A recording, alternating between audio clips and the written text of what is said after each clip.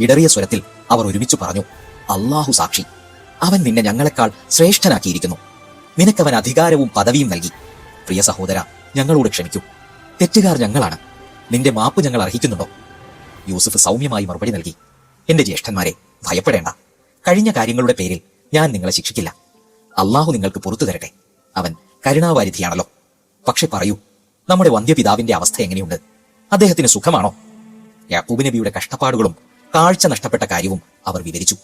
അത് കേട്ട യൂസുഫിന്റെ ഹൃദയം നൊന്തു. അദ്ദേഹം തന്റെ കുപ്പായമഴിച്ച് പണ്ട് കിണറ്റിലെറിയുന്നതിനു മുമ്പ് തന്നെ കൊല്ലരുതെന്ന് പറഞ്ഞ സഹോദരനെ ഏൽപ്പിച്ചു. ഈ കുപ്പായം കൊണ്ടുപോകും. യൂസുഫ് നബി പറഞ്ഞു, ഇത് നമ്മുടെ പിതാവിന്റെ മുഖത്തിടണം. അദ്ദേഹത്തിന് കാഴ്ച തിരികെ ലഭിക്കും. അതിനുശേഷം കുടുംബത്തെ മുഴുവൻ ഇങ്ങോട്ട് കൂട്ടിക്കൊണ്ടുവരണം. നമുക്ക് ഈ ഐശ്വര്യസമൃദ്ധമായ നാട്ടിൽ ഒരുമിച്ച് ജീവിക്കാം. സന്തോഷം കൊണ്ട് മതിമറന്ന സഹോദരന്മാർ യാത്രയുടെ ദൂരം പോലും അറിയാതെ വേഗത്തിൽ നാട്ടിലെത്തി. പിതാവ് അവരെയും കാത്തിരിക്കുകയായിരുന്നു. അവർ അടുത്തേക്ക് എത്തുന്നതിനിടെ യാക്കൂബ് നബി അലൈഹിസ്സലാം ആഴത്തിൽ ശ്വാസമെടുത്ത് പറഞ്ഞു, ഹാ, യൂസുഫിന്റെ ഗന്ധം. ചുറ്റുമുള്ളവർ മന്ത്രിച്ചു. പാവം വൃദ്ധന് ഭ്രാന്ത് പിടിച്ചിരിക്കുന്നു. യൂസുഫിനെ ചെന്നായി തിന്നിട്ട് വർഷങ്ങൾ എത്ര കഴിഞ്ഞു. അപ്പോഴേക്കും അദ്ദേഹത്തിന്റെ മക്കൾ അവിടെ എത്തി. അവർ യൂസുഫിന്റെ കുപ്പായം പിതാവിന്റെ മുഖത്തിട്ടു. ആ നിമിഷം തന്നെ ഇരുളടഞ്ഞ മുറിയിൽ പ്രകാശം നിറഞ്ഞതുപോലെ യാക്കൂബ് നബിക്ക് കാഴ്ച തിരിച്ചു കിട്ടി.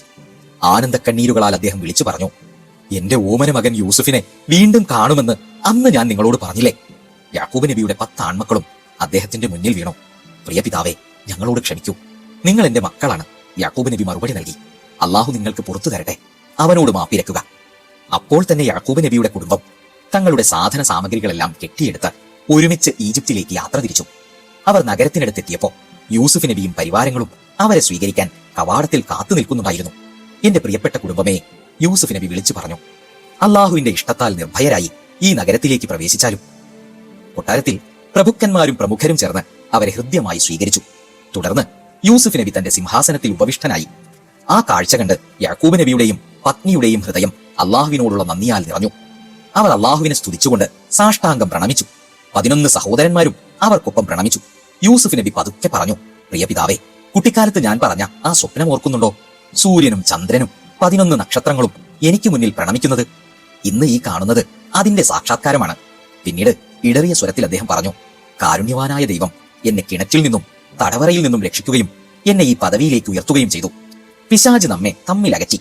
പക്ഷേ അള്ളാഹു മരുഭൂമികൾക്കും വർഷങ്ങൾക്കും അപ്പുറം നമ്മെ ഒരുമിപ്പിച്ചു. സർവ്വലോക രക്ഷിതാവായ അള്ളാഹുവിന്റെ മുന്നിൽ സുജൂദ് ചെയ്തുകൊണ്ട് യൂസുഫ് നബി അലൈഹിസ്സലാം പ്രാർത്ഥിച്ചു, എന്റെ നാഥ, നീ എന്തിച്ഛിക്കുന്നുവോ അത് സംഭവിക്കുന്നു. നിന്റെ ഹിതം മാത്രമേ നടപ്പിലാകൂ. അങ്ങനെ ഒടുവിൽ ആ കുടുംബം ഒന്നിച്ചു നിന്നപ്പോ മനസ്സിനേറ്റ മുറിവുകൾ ഉണങ്ങി.